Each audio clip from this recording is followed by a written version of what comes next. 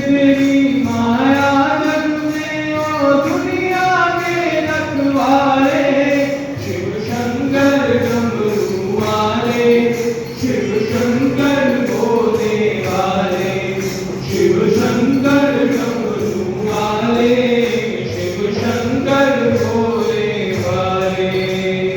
बोलो शंकर भगवान की जय।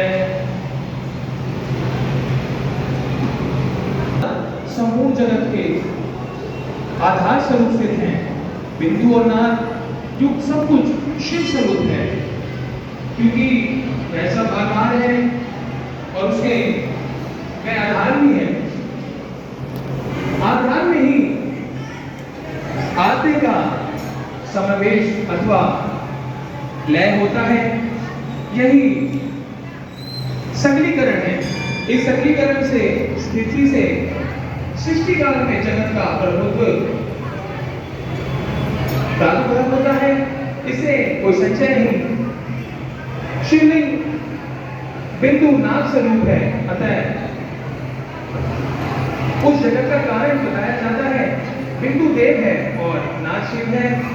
इन दोनों का संयुक्त रूप ही शिवलिंग कहलाता है। अतः जन्म के संकट से छुटकारा पाने के लिए शिवलिंग की पूजा करनी चाहिए। बिंदु रूपा देवी उमा माता है और नाद स्वरूप भगवान शिव पिता है। इस माता पिता के पूजन होने से परमानंद की प्राप्ति होती है।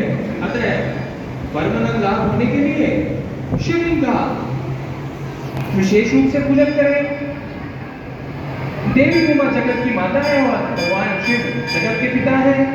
जो इनकी सेवा करते हैं उसे उस पुत्र पर इन दोनों माता पिता की कृपा नित्य अधिकाधिक बढ़ती रहती है। वह पूजक पर कृपा करके उसे अपना आंतरिक ऐश्वर्य प्रदान करते हैं। अतः मुनीश्वरों आंतरिक आनंद के लिए शिवलिंग को माता पिता का स्वरूप मानकर उसकी पूजा करनी चाहिए। भार्ग शिव पुरुष स्वरूप है और भार्गव शिवा अथवा शक्ति वह प्रकृति कहलाती है, अथवा आंतरिक अधिकांश रूप गर्भ को पुरुष कहते हैं और संयुक्त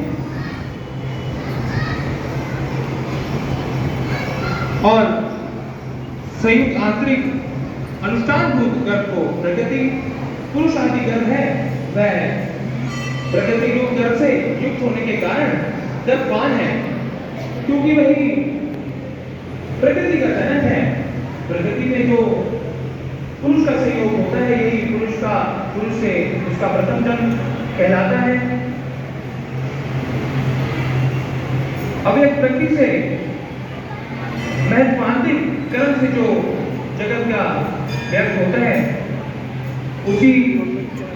यही उस प्रकृति का दिव्य जन्म कहलाता है। जिस पुरुष से ही बारंबार जन्म और मृत्यु का प्राप्त होता है, माया द्वारा अन्य रूप से प्रकट किया जाना ही उसका जन्म कहलाता है। जीवन का शरीर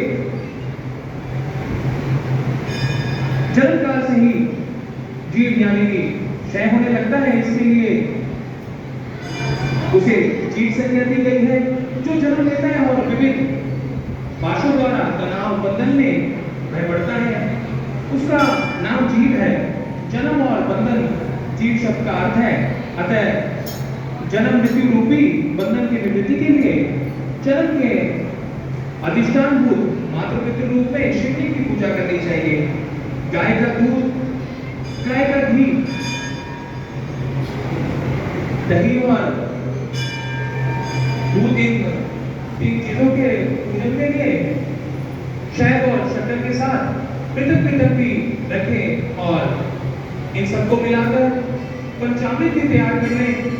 इनके द्वारा शिवलिंग का अभिषेक एवं स्नान करें। फिर गाय के दूध और अन्न के मेल से नैवेद्य तैयार करके प्रणव मंत्र के उच्चारण पूर्व उसे भगवान शिव को अर्पित कर लें। संपूर्ण प्रणव को ध्वनि लिंग कहते हैं। स्वयं वो शिवलिंग को नाद स्वरूप कहते हैं। नाद स्वरूप होने के कारण उसे नाद लिंग कहा जाता है। यंत्र या हाथ के बिंदु स्वरूप होने के कारण बिंदु लिंग के रूप में वह विख्यात होता है। उसमें